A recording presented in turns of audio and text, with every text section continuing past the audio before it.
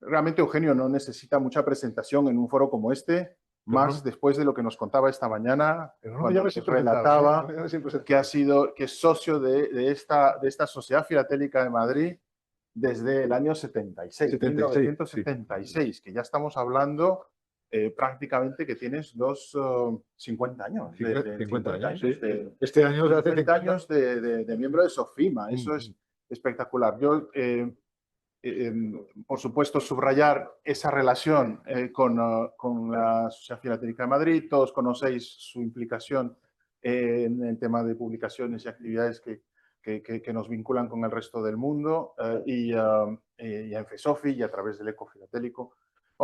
Por mi parte, muy agradecido porque ha sido quien me trajo a la Sociedad Filatélica de Madrid. No, agradecido a ti. Bueno, esto es así. Y por tanto, pues las vinculaciones quedan aquí reflejadas y le doy la palabra a Eugenio. Pues muchísimas gracias, Carlos. Muy bien. Bueno, muy buenos días a todos y encantados en fin, de poder compartir con vosotros algunas de las alegrías que tiene coleccionar, ¿no? Yo durante un tiempo me convertí en alguien insistente hasta la pesadez con el tema de los chasquis. Ahora le ha tocado el correo sin correos y ya veis que yo reivindico que nosotros tenemos una patología, tenemos algún doctor aquí célebre entre nosotros, que es, digamos, la neurosis obsesiva. Yo creo que eso es, para ser un buen coleccionista, un coleccionista estupendo, yo creo que hay que sufrir de neurosis obsesiva, que es lo que nos lleva efectivamente a perseguir las piezas y a disfrutar en lo que mejor se pasa en esta afición, que es en la caza, ¿no? La búsqueda y la consecución de las piezas. Una vez que se obtienen, entra a veces una especie de tristeza posparto, sobre todo si ha costado mucho trabajo conseguirla. Entonces, a veces conseguimos la pieza, la llevamos en la mano y la ponemos ahí diciendo, después la miro, ¿no? Pero la labor de conseguir la pieza, esa hay que reconocer que es lo que nos ponen. Bueno, vamos a ver algunas piezas muy singulares. Algunas yo creo que ya las conocéis y otras no. En cualquier caso, se trata de hablar de correo marítimo en las cartas conducidas al margen del correo. Correo marítimo, tanto el correo marítimo, digamos, o sea, transatlántico, como a través de otros mares. Resulta curioso que en cartas conducidas en unas distancias tan largas se haya hecho vulnerando en muchas ocasiones las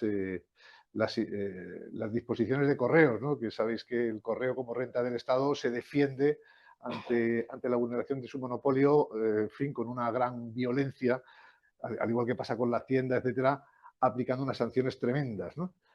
Sin embargo, como veremos, al final, durante algunos siglos, eran más las cartas que iban al margen de correos que las que iban a través del servicio regular. Vamos a empezar con una carta que yo creo que ya conocéis. Bueno, lo de esta pantalla es una maravilla. Ver las piezas así es un lujo, ¿no? Esta es la primera carta llegada a América desde España, o sea, en puridad, desde Castilla. Es la primera carta, como digo, llegada a España y es llegada a América, que es lo mismo que decir la primera carta del mundo llegada a América. Es una carta un poco tardía, cualquiera diría, hombre, en 1567, estamos hablando, claro, de cartas en manos privadas, ¿no? Las que hay en el archivo de Indias, obviamente en otros archivos son anteriores, pero esas no podemos tenerlas, ¿no? Las podemos contemplar, pero no poseer. Esta es una carta de 1567, está dirigida de Sevilla a México. Está, como veis, dirigida al muy excelente, que es, o sea, en realidad es una abreviatura de excelentísimo, que es un tratamiento que se le dio al marqués de Falces, un tratamiento excepcional que no tenían los demás virreyes. Al muy excelente señor, mi señor, el marqués de Falces, conde de Santisteban, visorrey de la Nueva España en México. Bueno, estamos hablando del tercer virrey de México. Esta, como digo, es una carta que se envió a bordo de un navío de aviso extraordinario. Por tanto, no es una carta que va que iba con la flota de Indias, que es lo que podíamos considerar el correo, digamos, regular cuando no existía correo, en este caso. Y eso efectivamente es lo que hace que sea una carta, digamos, en la acepción de fuera de valija. Como sabéis, la ruta de Indias partía entre 1 y 2 veces al año. Se aseguraba, efectivamente, o la seguridad estaba garantizada por la Armada española y lo que hacía era pues, concentrar una serie de navíos que llegaban pues, hasta La Habana, y después estaba el galeón de Manila o el galeón de la China, que era el que seguía, iba hasta Manila, hasta Filipinas, y bueno, por lo general ese galeón cargaba plata en la Nueva España y volvía cargado de productos, o sea, chinos, que se pusieron muy de moda en España, ¿no? Bueno, esta carta, como digo, se hizo en una conducción bajo pliego. Es, insisto, la primera carta, digamos, conocida llegada a América en manos privadas, e iba acompañada de dos memorándum. El problema que se encontró el marqués de Santisteban cuando llegó y tomó posesión de su condición de virrey es que el anterior, que había digamos, fallecido, condenó a muerte a los hijos de Cortés, a todos. Había habido una revolución, alguna revuelta, algunos lo llamaban una revuelta de taberna. En cualquier caso, fueron ajusticiados todos los que participaron en ella, excepto los hijos de Cortés, que estando condenados a muerte, estaban a la espera de la llegada del nuevo virrey para que ejecutara la sentencia. Al final, lejos de ejecutarla, él, a través en fin, consiguió que no se les ejecutara. Afortunadamente estaban los dos Martín, el Martín hijo de la Malinche y de Cortés, y el otro Martín, tenía dos hijos que se llamaban igual, y eso habría sido una cosa tremenda, ¿no? Porque habría acabado a menos que con la descendencia de los representantes del mestizaje, que era Martín Cortés, hijo, como digo, del conquistador y de la Malinche, ¿no? De doña Marina, la intérprete que permitió o que facilitó la conquista de América. Bueno, pues esta carta va asociada con dos memorándum en los cuales quien le defendía ante la corte le explica cómo está la situación. Yo cuando la compré sin los memorándum, vi que se hacía mención a ellos en la carta y dije, ¿dónde están esos memorándum? Y entonces quien me la vendió me dijo, no, es que eso lo he vendido por separado. Con lo cual me costó conseguir recomprarlo a quien lo vendió y afortunadamente la tengo. Hay otra serie de cartas que vienen ahora que voy a dejar para el final, que son estas que tenemos aquí. Y seguimos. En este caso es un ejemplo de correo religioso. Como sabemos, las órdenes religiosas fueron especialmente celosas en la correspondencia. De hecho, sus archivos rara vez han sido accesibles. Y esta es una carta singularmente interesante. Como vemos, va de Roma a Asunción desde 1732. Está transportada efectivamente fuera de valija, embarca en Cádiz, en la flota de Indias, hasta la provincia de Paraguay, ¿no? Está remitida por los jesuitas, por la curia apostólica Societatis Iesu, que tiene un sello en seco que vemos aquí representado, y va dirigida al provincial de Paraguay. De hecho, se denominaba la provincia jesuítica de Paraguay, ¿no? Y bueno, vemos el numeral que tiene. Estamos hablando de que normalmente se remitían cartas por segunda vía, por tercera vía, duplicadas, triplicadas, cuadruplicadas para asegurar la llegada. Esta es espectacular, es la 15, la quinceava, ¿no? Bueno, quinceava no. Quinceava sería la quinceava parte de, o sea, la número 15, ¿no? La 25ª. Y va efectivamente por una segunda vía, indicando el tipo de encaminamiento, y estamos efectivamente ante un interesantísimo caso de correo digamos, religioso, pero de correo, o sea, marítimo España-América.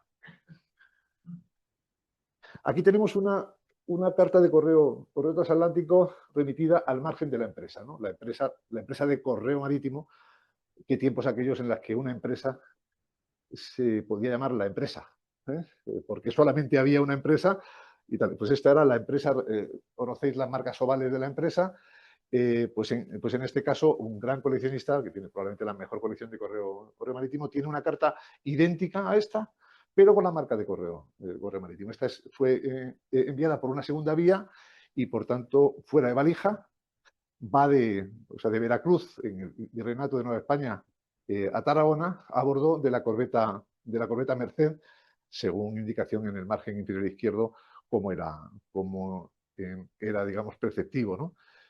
Pues efectivamente fue llevada por algún pasajero, obviamente lo haría probablemente a través o sea, en la flota de Indias, pero, insisto, al margen de la empresa. Aquí tenemos otra más, en este caso a Cádiz, que fue conducida efectivamente de una forma privada. Ahí se vulneraba el que, bueno, estaban obligados a echarla al buzón o a la estafeta, y sin embargo la conducción se produjo de manera, digamos, particular. La prueba es que no hay ninguna marca, o sea, prefilatélica, que indique una conducción, o sea, postal, y en el interior también se hace alusión expresa al conductor privado que la portaba. Claro, cuando tú quieras.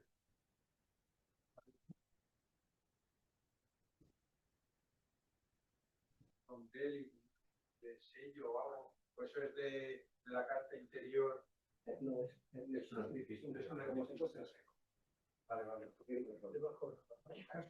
Esto enorme que hay aquí. Cualquiera sería demasiado grande, ¿no? Para ser una marca. Es del 28, marcas circulares, los Baezas son posteriores, no sé. No sé de dónde sale, a lo mejor de algo que se le colocó encima, ¿no?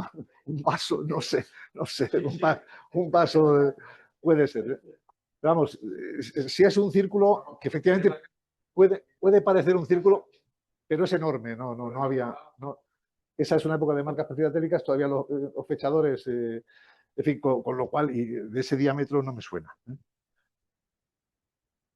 Bueno, aquí tenemos una, en este caso es interior, es entre La Habana y La Guaira, o sea, entre la América insular y la América continental, que está conducida efectivamente hasta la Guaira, que es actualmente en Venezuela, virreinato de la Nueva Granada, indicando se servirá vuesa merced mandar entregar a la orden de Antonio Goicoechea en ese comercio la cantidad que remite a mi favor, ¿no? Aquí tenemos otra, en este caso de La Habana a Madrid, un correo desinfectado, aunque la desinfección evidentemente no fue mediante vinagre. Hay unos cortes visibles, quizá aquí se ven muy poco, pero tiene dos cortes de desinfección, y fue una carta conducida, suplicada al capitán de la Tetis por su amigo Flores, ¿no? O sea, indica quién la conduce, a través de qué y quién la remite en una sola inscripción, ¿no? No nos vamos a entretener en las características de la correspondencia fuera de valija en las epidemias, porque eso fue objeto de una charla aparte. Bueno, aquí tenemos, en cuanto a cartas circuladas por vía de mar, los encaminamientos marítimos de correspondencia fueron prohibidos de manera reiterada en todas las ordenanzas que regularon la conducción de las valijas en los siglos XVIII y XIX, indicando que los patrones y maestros de embarcaciones que salieren de los puertos de la península no admitirán para conducir a bordo cartas o pliegos que no estén sellados por las estafetas. Esta prohibición no siempre fue acatada por la ausencia de inspección durante las travesías, siendo una práctica frecuente entregar cartas a los capitanes de los navíos o a algunos de sus pasajeros, que eran quienes las portaban, ¿no? Aquí vemos la indicación en italiano, porque es una carta, como vemos, del archivo Corsini, que fue un gran mercader italiano, ¿no? Con el pertuto, vemos pertut con la O alzada, ¿no? Está conducida de Sevilla a Londres, como digo, remitida por Bartolomé Corsini, dando orden de que se calcule el porte a pagar el conjunto de cartas que acompañaban esta principal. Información que obviamente obtenemos de texto de la misiva. El correo de mercaderes por vía terrestre, atravesando Flandes o desde Francia por el Canal de la Mancha y el puerto de Calais, al no haber una conexión hostal, era el ordinario, ya que el ordinario de Flandes no se establece hasta 1589.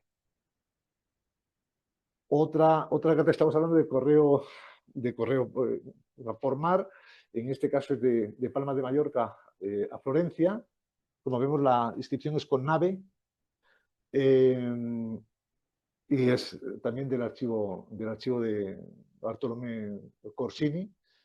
Y bueno, aquí comentamos que desde la Baja Edad Media existía la costumbre por parte de los mercaderes de encomendar a los capitanes y patronos de barcos la correspondencia remitida por vía de mar, tal y como atestiguan las anotaciones alusivas en las cubiertas de algunas cartas, de la cual esta es un ejemplo. Veremos ahora alguno más.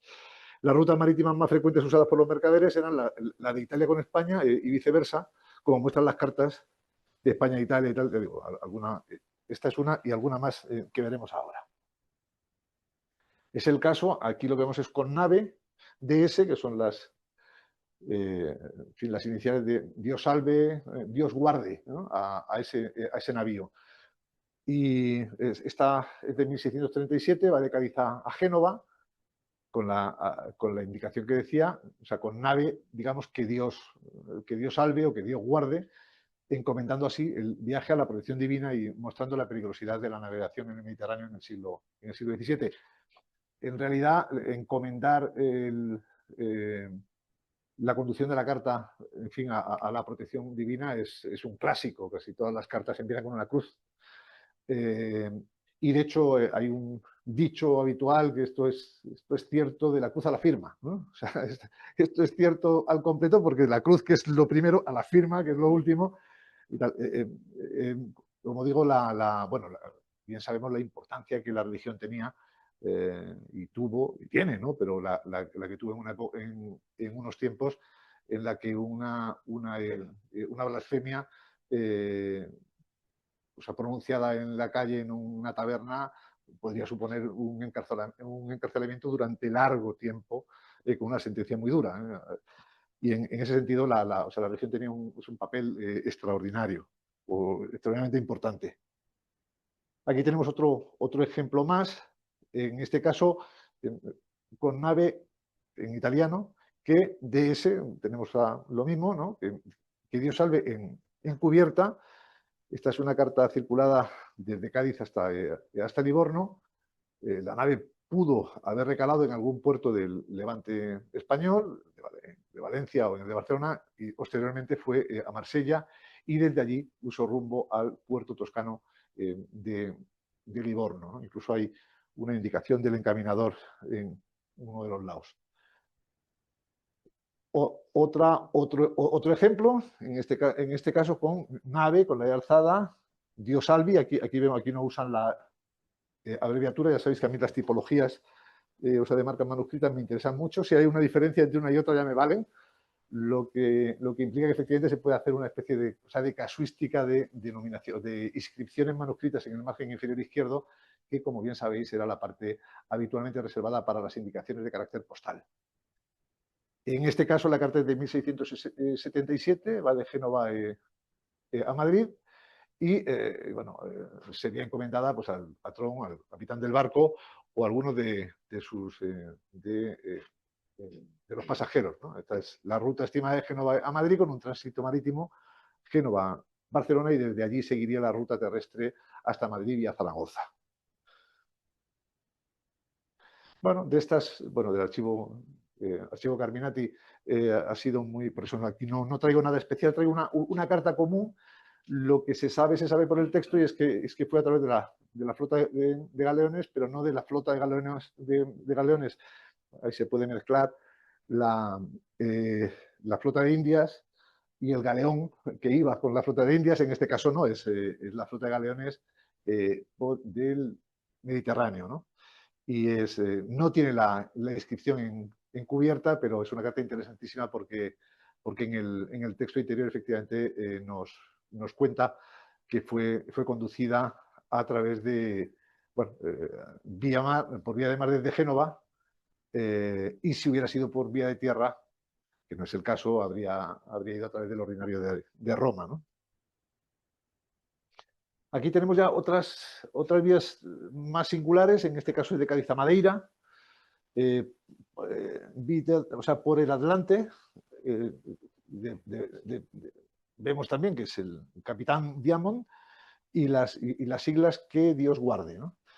Bueno, es otra tipología de inscripción manuscrita encubierta en la que se nombra al piloto que condujo la carta y también ¿verdad? La admonición o el acogimiento a la protección divina. Bueno, estaba de Kingston, o sea, de Jamaica a Vigo, 1820, va a través de un paquebote del Steimer, comandado por el capitán Braille, que fue el responsable de la entrega de una encomienda, que eran 14 cajas con 28.625 pesos mexicanos, ahí en nada, que se corresponde con el importe de una testamentaría a favor del destinatario. Lo más curioso es lo que vemos en la parte exterior del sobrescrito. Vemos en la parte de arriba, porte de la Jamaica a Londres, 32 reales, con 17, en la parte de abajo, para salir de Londres para acá, ¿ves? Para salir de Londres, P A alzada para acá, son 32 con 17, la misma. Y después en Vigo, 22 reales. Por tanto, coste reales de Bellón, 87. ¿No? Tiene fecha la suma del porte no postal, porque obviamente todo esto nada tiene que ver con el correo, pero al final es lo que se paga por la conducción, ¿no?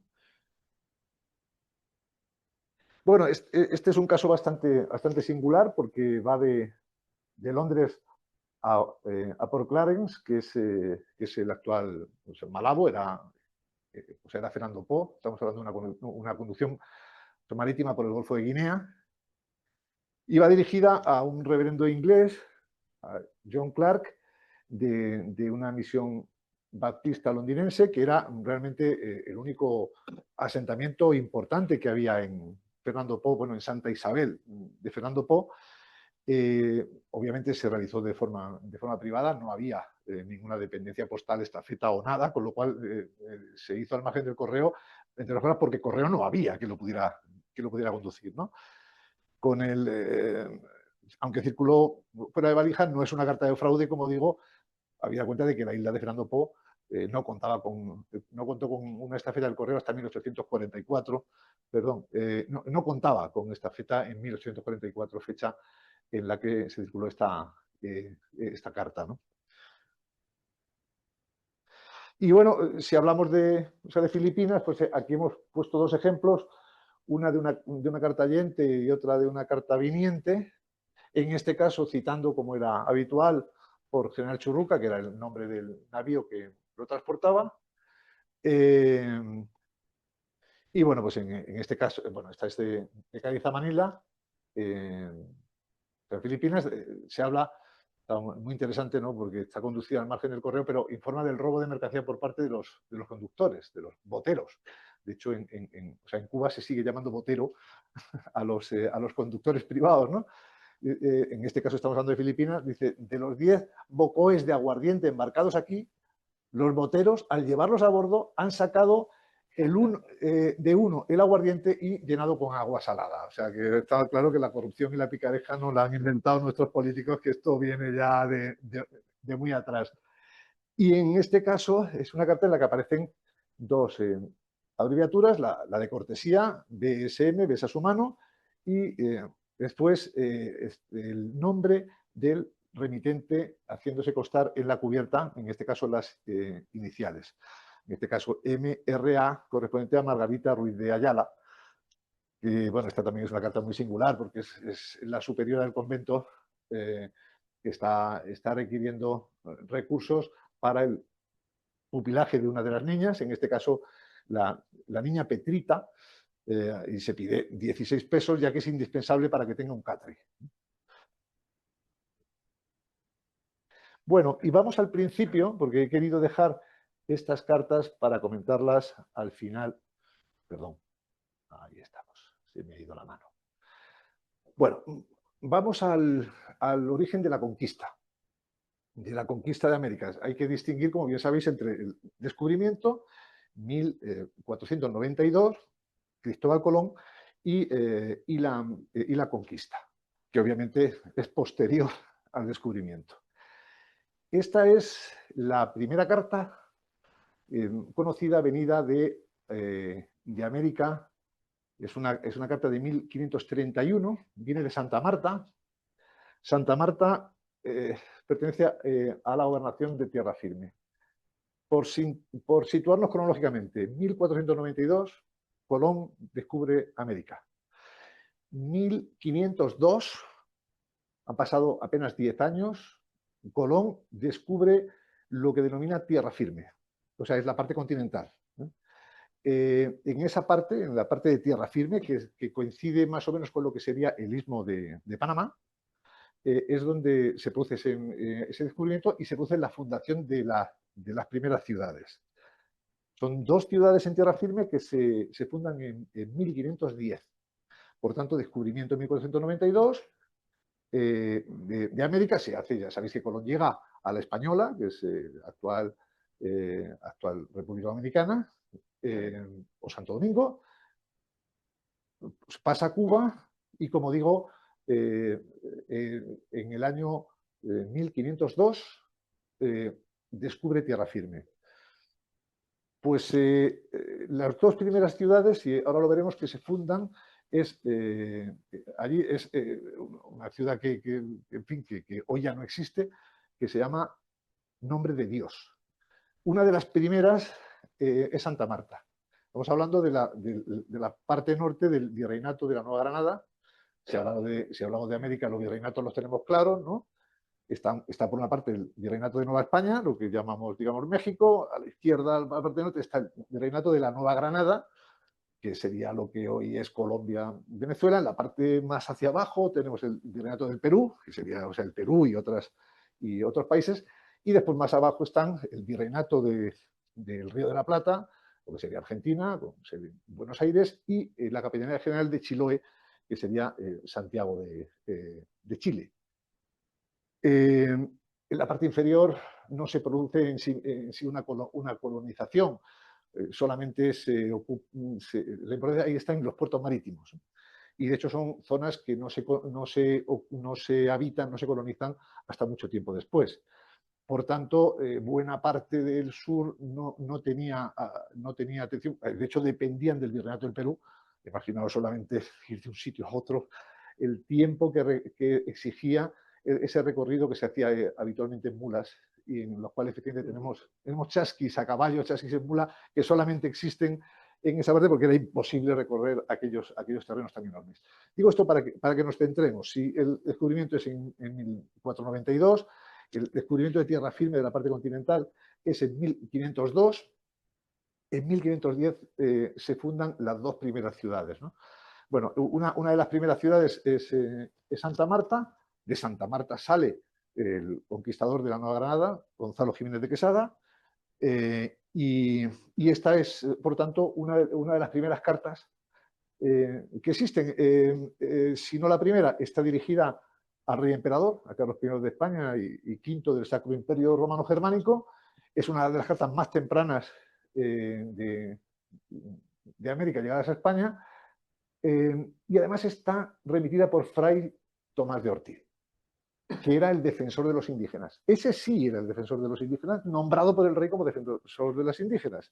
No el que se autotituló defensor de los indígenas sin serlo, que era un sevillano de Triana, muy altanero y muy fabulador, que habiendo sido como fue encomendero en Cuba, y por tanto habiendo infligido a los indígenas todo tipo de abusos, por lo cual conocía muy bien de qué iba eso. Después escribió la historia de la destrucción de las Indias, dando alas a la leyenda negra, porque se lo publicaron en Europa en todos los idiomas, y tal, eso fue un regalito que nos hizo, a quien no quiero ni nombrar, pero en este caso sí era el defensor de los indígenas y, de hecho, la figura de Fray Tomás de Ortiz es excepcional, es un fraile dominico, que en esta carta le cuenta al rey, emperador, los abusos que se estaban haciendo sobre los indígenas, que llevaron a que por primera vez en la historia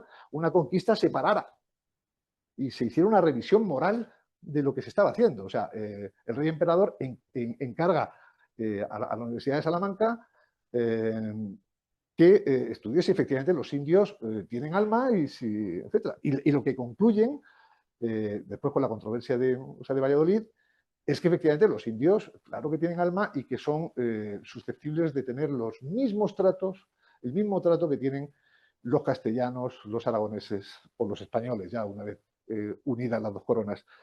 Estamos hablando de lo que pone pie, de lo que inicia lo que hoy llamamos los derechos humanos. Es la primera vez que con las leyes nuevas se legisla sobre esta cuestión. Después se resuelve muy rápidamente, ¿no? Se traen a esclavos negros de África, esos no tienen alma y asunto resuelto, ¿no? Pero los... no, pero sí, es una cosa sorprendente, pero eso es lo que ocurre. Entonces, esta es una carta que recorre 7.300 kilómetros con una duración estimada en torno a 45 o 50 días. El destinatario, como vemos, es el rey emperador. Bueno, y aquí tenemos la ruta, ¿verdad?, desde Santa Marta, en fin, que hace hacia Caribe, vía Habana, que era un puerto, digamos, obligado. No siempre se usaba, sobre todo el galeón de Manila solía pasar de largo, pero bueno, esta es la ruta habitual. Esta es una carta excepcional que pertenece a la colección Arbeláez, una fantástica colección de oro grande de Colombia. Jorge Alberto Arbeláez es uno de los coleccionistas más potentes de Colombia. Y bueno, pues me ha autorizado a que la reproduzca aquí. Después, si acaso, haremos algún comentario más, porque, en fin, digamos que estas cartas vienen de camino a España. Bueno, antes hablábamos de Nombre de Dios. Nombre de Dios en el actual, digamos, Panamá. Las dos ciudades que se crean, las primeras ciudades, son la Villa Rica de la Veracruz, y la de Nombre de Dios, junto con Santa Marta. Esta carta, dirigida a su Sacra Católica Majestad, son las siglas habitualmente utilizadas. También estamos hablando del rey emperador, de Carlos. Está enviada por otro fraile, Fray Jerónimo de Loaiza, un personaje también interesantísimo. Para que nos hagamos idea, en ese momento es obispo de Cartagena y es el que pone en marcha la obra de la Catedral de Cartagena. Pero es que inmediatamente después va a ser arzobispo, va a ser nombrado arzobispo del Perú, y va a ser el que levante la Catedral del Perú. Pero además su vinculación con la política es enorme, no me voy a extender, pero es un personaje realmente importante. Y de hecho, bueno, ya digo, no voy a extenderme ahí, ¿no? Pero, como digo, es una carta muy interesante desde el punto de vista de su contenido. Como vemos, va desde La Habana hasta Cádiz y Sevilla, y es uno de los primeros ejemplos conocidos de correspondencia transatlántica desde tierra firme hacia Europa, ¿no?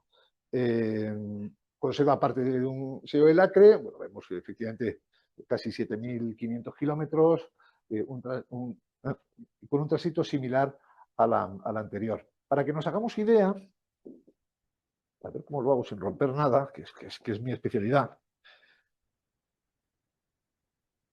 En este plano, digo, para situarnos dónde estamos. Bueno, esta es Castilla del Oro, que el cartógrafo puso Castilla del Oro, Castilla del Oro, que es la denominación originaria del virreinato de la Nueva Granada. Se llamó Castilla del Oro al principio, ¿no?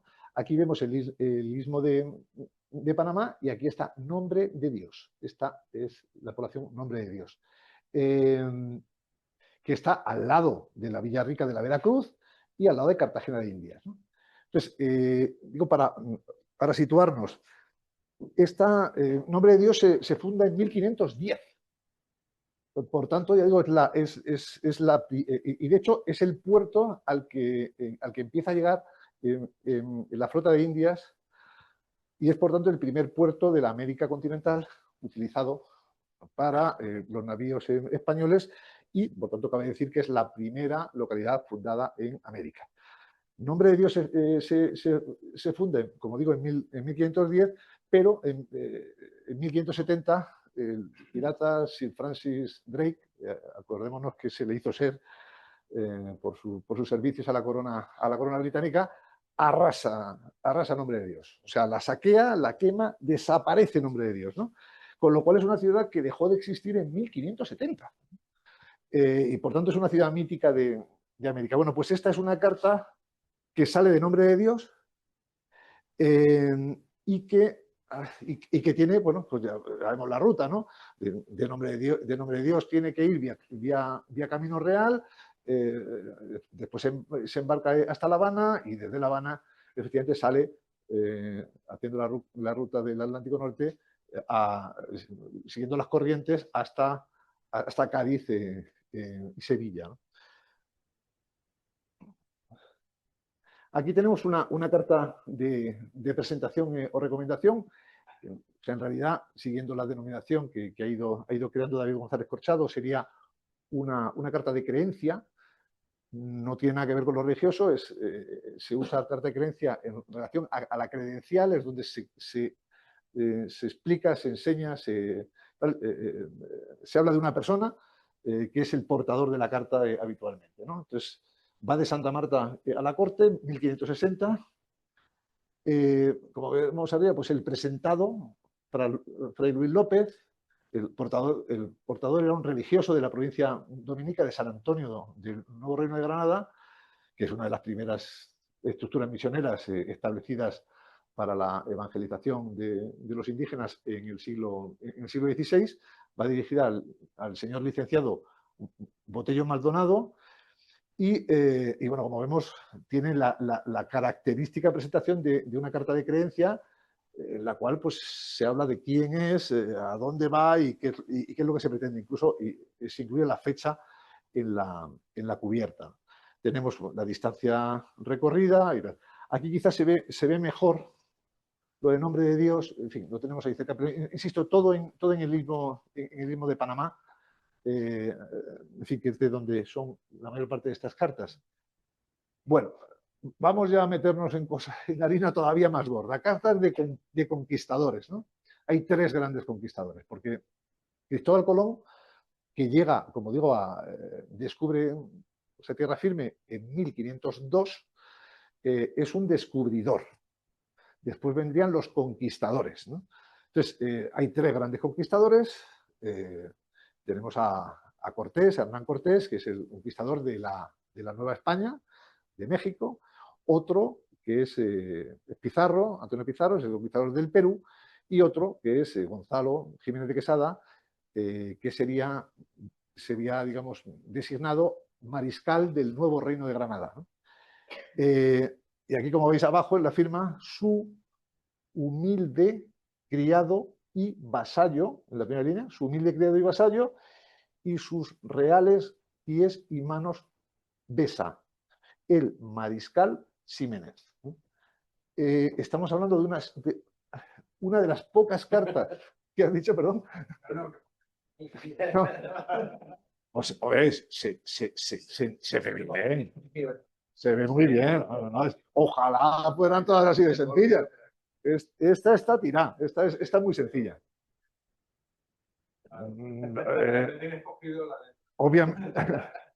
Obviamente no, yo, vamos, el árbol genealógico de mi familia, que lo hizo mi abuelo, desde luego te aseguro que no llega tan lejos. No, yo no puedo acreditar, ya me gustaría, tendría su punto, pero sí reconozco que esa carta, cuando la vi, dije, esta carta... y ahí estamos, pero insisto, estas cartas son colección Jorge Alberto Arbeláez. Bueno, claro, incluir, o sea, contar con cartas de conquistadores ya son palabras mayores, ¿no? Porque para que nos hagamos idea, la única carta que ha salido a subasta de Colón se vendió casi 10 millones de euros. O sea, como comprenderán, no sé qué coleccionista tiene alcance para eso, pero vamos, es complicado, ¿no? Para una que salió, porque ahora habría que hacerse muy amigo de la familia Alba, que son los que más cartas de Cristóbal Colón tienen en Lidia, en el archivo, pues tienen unas cuantas, los duques de Alba.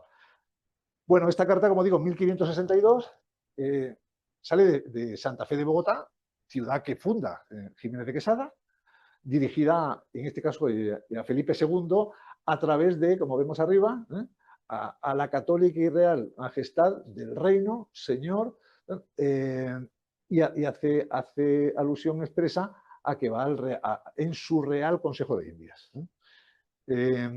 Con lo cual está firmada, como vemos, por Gonzalo Jiménez, que es una de las figuras centrales de la conquista de América y responsable de la organización temprana del nuevo Reino de Granada. O sea, las incursiones anteriores a la de Jiménez de Quesada, que venían de Santa Marta, acabaron todos, no casi todos muertos, algunos lo encontraron, algún superviviente encontraron con posterioridad, pero estamos hablando de una zona durísima de explorar, tanto por los indios caribes, que eran, y sus digamos, flechas envenenadas, que eran tremendos, como por la dureza del terreno, ¿no?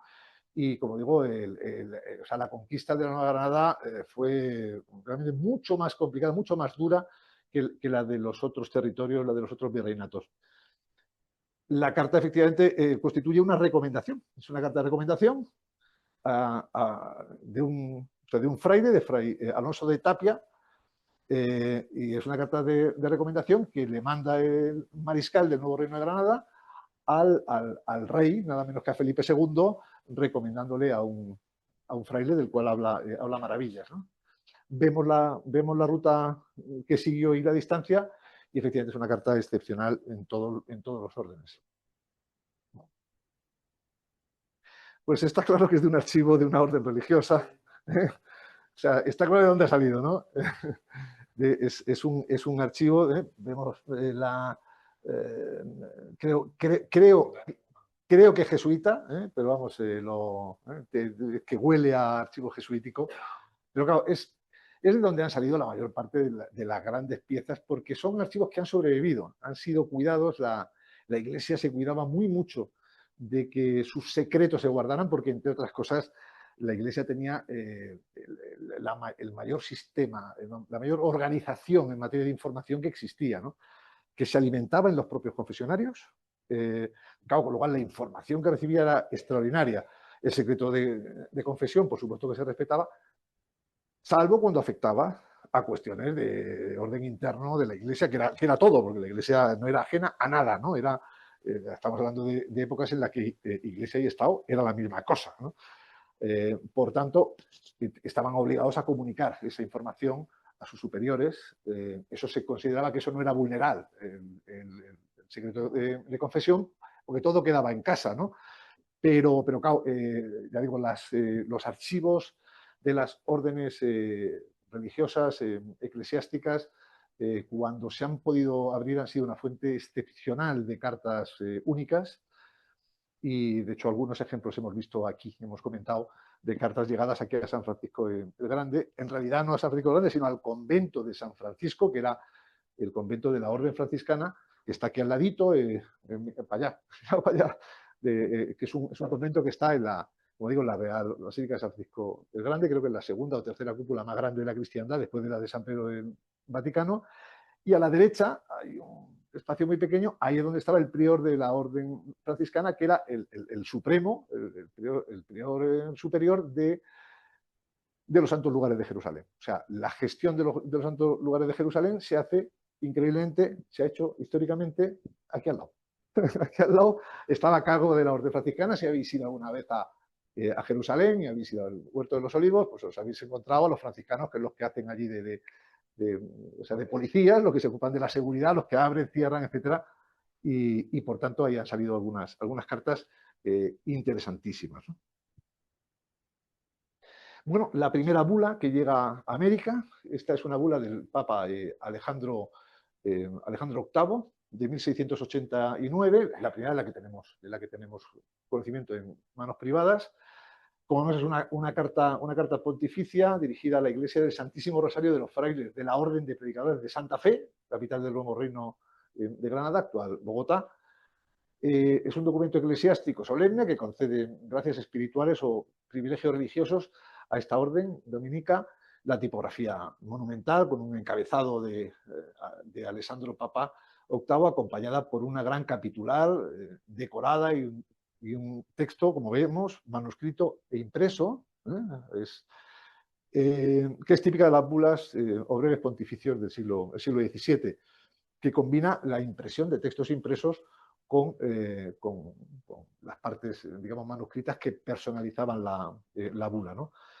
Curiosamente, después de esta fecha, las bulas son completamente manuscritas, pero las bulas más antiguas tienen una parte preimpresa, lo cual es curioso, lo lógico que fuera al revés, pero no era así, ¿no? Y vemos que efectivamente la comunicación era un instrumento esencial en la administración espiritual del Imperio Español y se enmarca dentro del sistema de relaciones entre el papado y la monarquía hispánica, establecido desde el siglo XVI mediante el Patronato Regio, que otorgaba a la corona amplias facultades para la evangelización y la organización eclesiástica de América, o en América, ¿no? Bien sabemos que España, bueno, o sea, el Papa divide el mundo en una línea vertical que después se mueve hacia la izquierda. Esa línea vertical otorga todo lo que hay a la izquierda de la línea a Castilla. Era todavía prematuro hablar de España. Lo único que se podía hablar de España era la Hispania, pero la Hispania era una colonia del Imperio Romano, entonces no era precisamente un Estado soberano, sino una colonia de Roma. Y es efectivamente cuando el nieto de los reyes católicos, Carlos, unifica la corona de Castilla y Aragón después de haber reconquistado al Andaluz y haberse hecho también con la parte del norte de Navarra, etcétera, ¿no?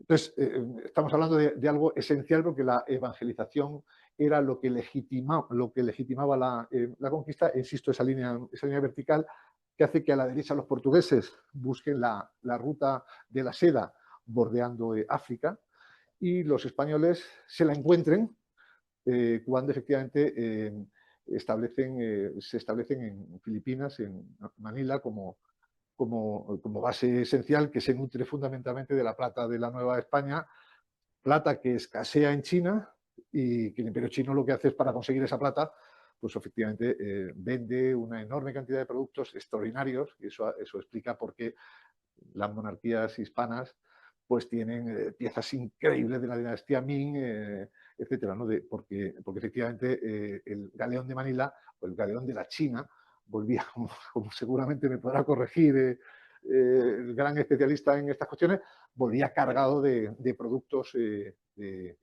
asiáticos, ¿no? Y esta, insisto, es una carta especialmente atractiva porque, como digo, es la primera bula de la que se tiene conocimiento y pertenece también a la colección Arbeláez, ¿no? Pues esto es todo. La intención que tenía era la de compartir con vosotros algunas cartas singularmente interesantes en materia de correo marítimo, cartas conducidas, como digo, al margen del correo, en algunos casos cartas de fraude en toda regla de la colección, que este año irá junto con otras colecciones a las exposiciones internacionales de Boston y Macao, y a ver qué pasa. En cualquier caso, señores, muchas gracias y a vuestra disposición para contestar a los exámenes.